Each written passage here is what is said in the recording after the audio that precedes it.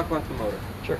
I know that you've had some extensive work done to the motor. Right. It does not produce the 190 horsepower No, anymore. we're pretty far from that actually.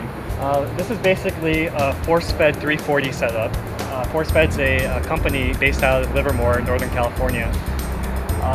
They built a setup to handle increased horsepower and increased boost of the larger turbo. This kit uses a GT28 turbocharger, and the engine had to be built from the ground up to be able to handle the higher boosts.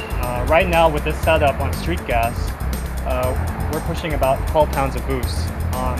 On the dyno, that translates to about 275 wheel horsepower and 222 pounds of torque. Comparing against a factory lease, which on crank has about 190 horsepower, and this car theoretically on crank would have close to 300 horsepower. It's definitely a huge difference. The turbo kit basically came with a intercooler, which you can see right there. It's a fairly small unit, mounted to the side. The intake and blow-off valve are over on the right side. Now, I know you've done a little work in your transmission, your gearbox. What's been done there? Well, we basically had to improve the catchability of the clutch. So we actually put in a more aggressive organic street clutch in there.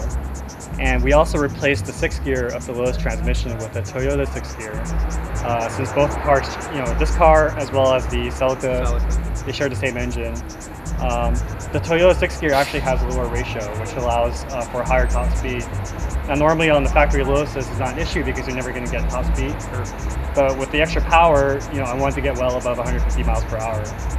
Theoretically, the new 6th gear can get me up to about 170 miles per hour. Wow. Whereas the factory leases, in theory, can probably get to about 140 miles per hour if they had enough real estate to do it. I turbocharged the engine, which brought me to require more traction in the rear. I wanted something about 10-inch wide wheels.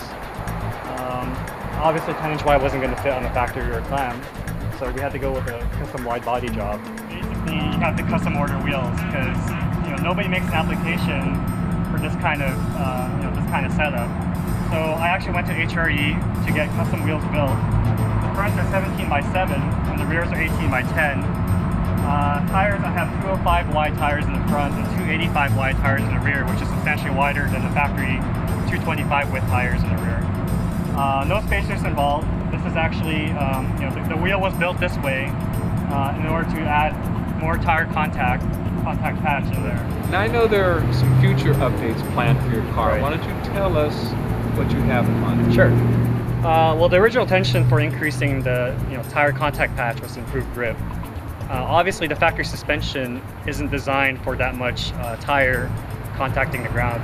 So I actually have a set of Oleans being built right now, specifically designed for this application. Increased horsepower as well as the increased tire that we put on there. Another modification we're doing is that we're going to put the Exige Cup Car brakes in the front to improve braking ability a little bit. So those are the two major future modifications. Great.